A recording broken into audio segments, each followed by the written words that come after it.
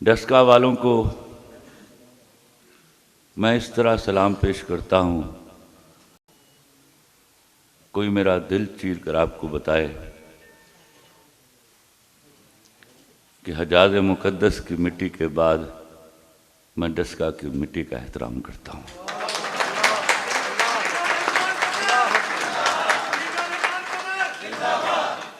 आज मैं किसी के कहने पर नहीं आया, मैं डस्का की वजह से डस्का आया हूँ। मुझे सिगरेट दे दीजिए, मुझे इजाज़त दीजिए, मैं सिगरेट पीता रहा हूँ तक आपसे बात होती रहे। यहाँ बहुत कम लोगों को मालूम है कि डस्के से मेरा ताल्लुक़ क्या है। मैं पढ़े लिखों के शहर लाहौर में पैदा हुआ और डस्का के अनपढ़ों से मैंने तालीम हासिल की।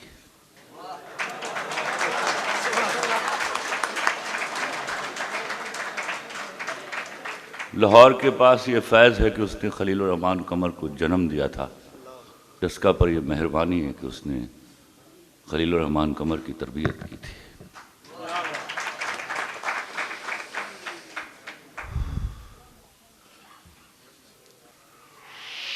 अभी जब मैं उतरा तो मुझे किसी होटल में ले जाया गया जहाँ मुझे खाना खिलाया गया। तो मैंने पूछा, यार अच्छा होटल था, यहीं पे प्रोग्राम कर लेते। तो वापस आके मुझे एक शख्स ने यहाँ कान में बताया कि खलील साहब ये होटल या ये जगह ठीक उस जगह पर है जहाँ से डस्का से दो सड़कें जाती हैं, एक कुएं की वाया सियालकोट से कुएं की सियालकोट और एक वाया संबड़ियाल।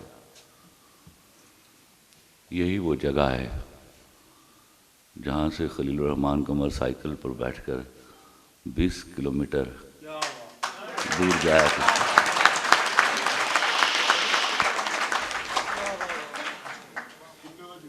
वो 20 किलोमीटर ना आप उसकी माहियत का अंदाज़ा कर सकते हैं, ना उसकी एहसास का। वो साइकिल पर चलते हुए मेरे पैर वो तरबियत कर रहे थे खलीलुर रहमान कमर की। वो सिखा रहे थे मोहब्बतें चीज़ क्या होती हैं।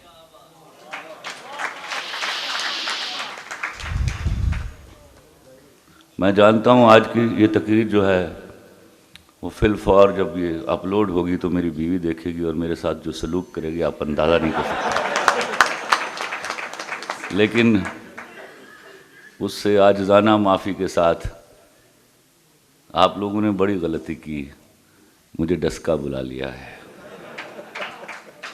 मैं डरता था डस्का आते हुए,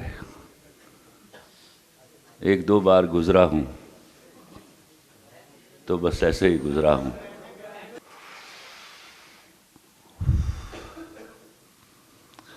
मैं जब से आया हूँ पूरी ताकत और हिम्मत के साथ अपने आप को रोक रहा हूँ कि मेरी आंखों से आंसू ना निकल आए।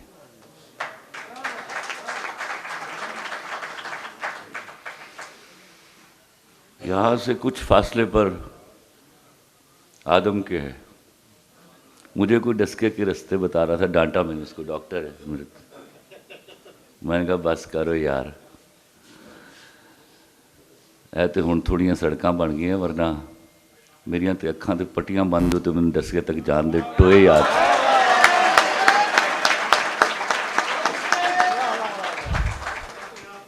आदम के से 2 मील दूर है मेरी नानी का गांव पाणो पिंडी। वो है मेरी यूनिवर्सिटी, वहाँ पढ़ा है खलीलुर रहमान कमर और उसकी मिट्टी का एक एक ज़रा एचिसोनिन जैसी बड़ी इमारतों से बड़ा है।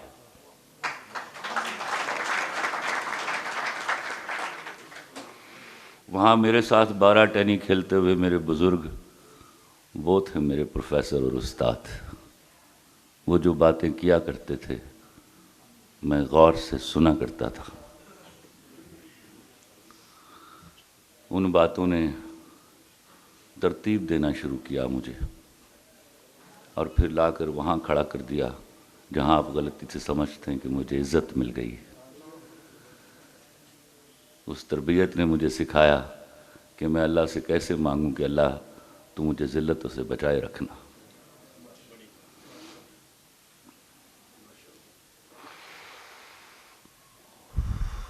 उससे कुछ फासले पर जाम के चीमा है,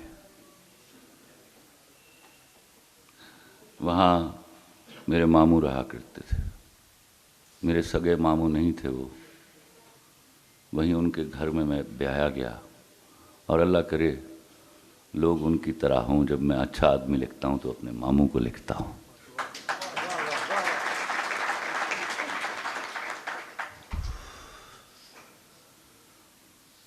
मेरी निगाह बार बार, मैंने उनको मना किया कि दरवाज़ा बंद कर दीजिए, मैं डरता हूँ यहाँ से गुज़रते हुए ट्रैफिक को देखकर। यही वो रास्ते हैं जहाँ से मैं आया जाया करता था, और रोज़ आता था मैं यहाँ डस्का, याद रखिएगा, और रोज़ यहाँ से जलील होकर वापस जाता था। उनको भी सलाम जो मुझे जलील किया करते थे।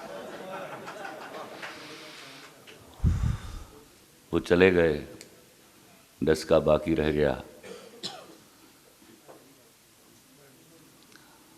मोहब्बतें बाकी रह गईं। उन्होंने सबको मार डाला, उनसे मोहब्बत नहीं मरी।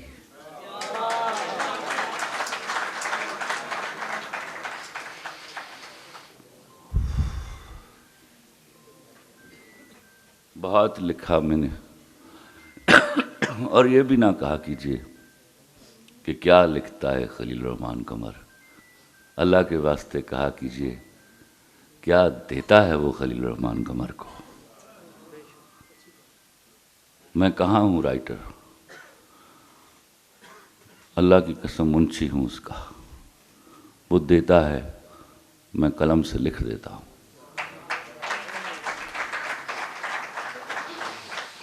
इससे पहले कि मैं आगे बढ़ूं, वो नज़्म जिस पर मेरी बेगम ने बड़ी बेइज्जती की थी मेरी, मैं तीसरा लक्स अवार्ड ले रहा था, वहाँ पढ़ी मैंने।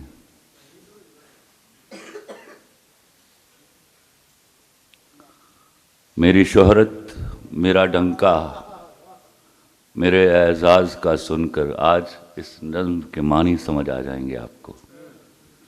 मेरी शोहरत मेरा डंका, मेरे एजाज़ का सुनकर, कभी ये ना समझ लेना मैं चोटी का लिखारी हूँ। मेरी शोहरत मेरा डंका, मेरे एजाज़ का सुनकर, कभी ये ना समझ लेना मैं चोटी का लिखारी हूँ। मैं बिजनेसमैन हूँ जानम, मैं छोटा सा व्यापारी हूँ। मेरी आड़त पे बरसों से जो महंगे दाम बिकता है, मेरी आड़त पे बरसों से जो महंगे दाम बिकता है, वो तेरे गम का सौदा है। तेरी आंखें, तेरे आंसू, तेरी चाहत, तेरे जज्बे यहाँ शेल्फों पे रखे हैं। तेरी चाहत, तेरी आंखें, तेरे आंसू, तेरी चाहत, तेरे जज्बे यहाँ शेल्फों पे रखे हैं, वही तो मैंने बेचे हैं। तुम्हारी बात छिड़ जाए तो बातें बेच देता हूँ। तुम्हारी बात छिड़ जाए तो बातें बेच देता हूँ। ज़रूरत कुछ ज़्यादा हो तो यादें बेच देता हूँ। तुम्हारे नाम के सदके बहुत पैसा कमाया है, नई गाड़ी खरीदी है, नया बंगला बनाया है, मगर क्यों मुझको लगता है, मगर क्यों मुझको लगता है मेरे अंदर का व्यापारी तुम्ही को बेच आया है। मैं बिजनेसमैन हूँ जानम, मैं बिजनेसमैन हूँ जानम।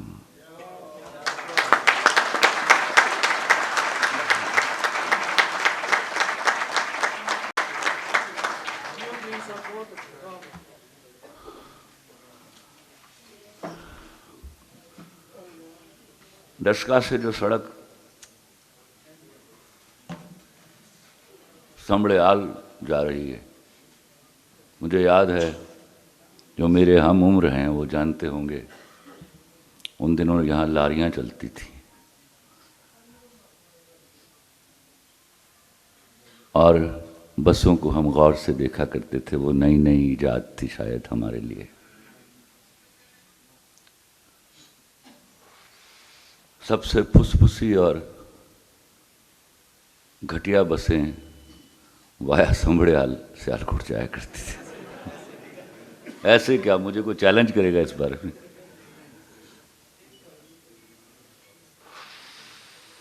दिन में कभी आ जाते मैं और एक शख्स जो मैं कभी भूल नहीं पाऊंगा। कभी मैंने दोस्त की डेफिनेशन लिखी इससे पहले कि मैं उसका नाम लूं। मैंने लिखा कि मैं एक ही वक्त में खुदा और दोस्त को ढूंढने निकला।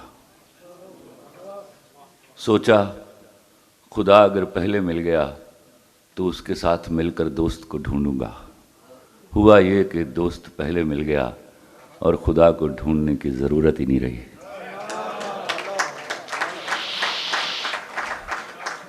अल्लाह की कसम, मेरी इस डेफिनेशन पर आज तक एक दोस्त पूरा उतरा।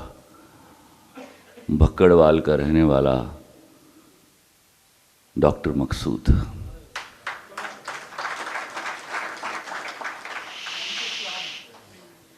अल्लाह उसको जन्नतों में घर दे। 2 साल पहले एक्सीडेंट में वो चला गया दुनिया से। और मुझे याद है मैं जब उसके जनाजे पर खड़ा था तो मेरी मिन्नतें की जा रही थी, उसका मुंह देख लो। और मैंने कहा चल रहे, इसका मरे हुए का मुंह नहीं देखूंगा। इसको अगली बार भी जब मिलूंगा तो वहां हशाश बशाश मिलेगा इंशाअल्लाह।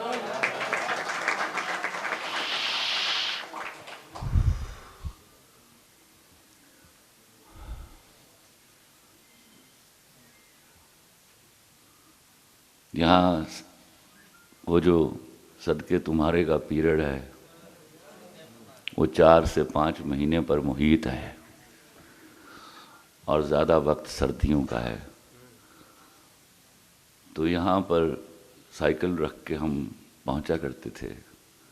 डॉक्टर मकसूद मेरे साथ हुआ करता था और सर्दी, वो बला की सर्दी में मैं उतर कर 3 किन्नों के जूस के गिलास पिया करता था, क्योंकि यहाँ से वहाँ तक जाने का सफ़र मैंने साइकिल चलानी होती थी, क्योंकि वापसी पर मुझसे आया नहीं जाता था।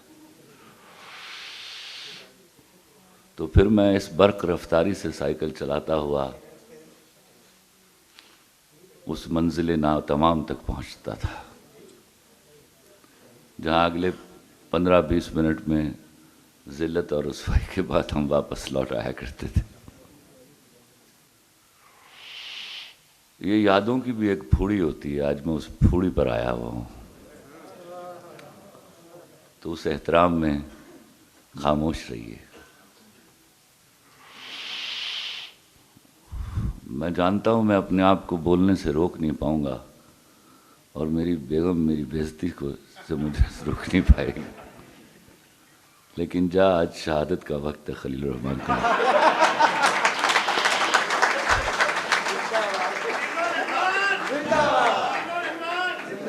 वो क्या था अल्लामा साहब का शेर, शहादत है मकसूद मतलूब मोमिन, न माले गनीमत न किश्वर कुशाई। आज उसके मुतालिब समझ आ रहे हैं मुझे।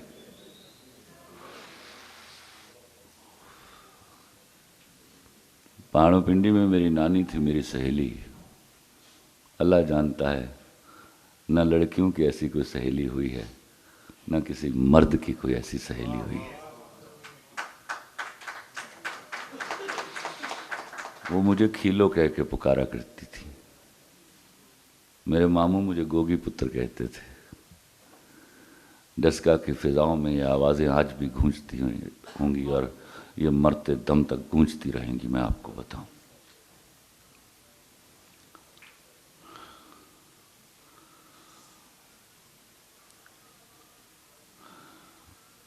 उस सारे खेल के बाद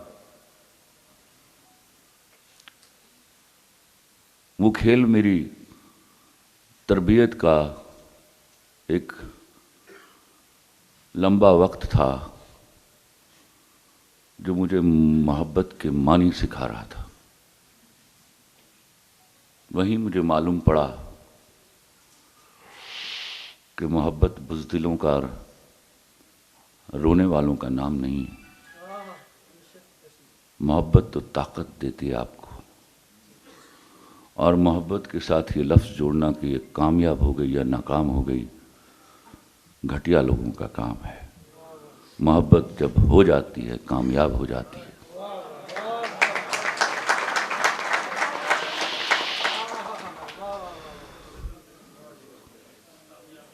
तो मैं वो कामयाब आदमी हूँ। अगर मेरी कामयाबी कभी मुझे लिखना पड़े तो सिर्फ ये लिखूँगा कि मैं वो शख्स हूँ जो मोहब्बत में कामयाब हो गया था। मैंने ताकत हासिल की उससे। उस ताकत ने परवरिश की एक गरीब बच्चे की, और उसको खलीलुर रहमान से खलीलुर रहमान कमर बना गई।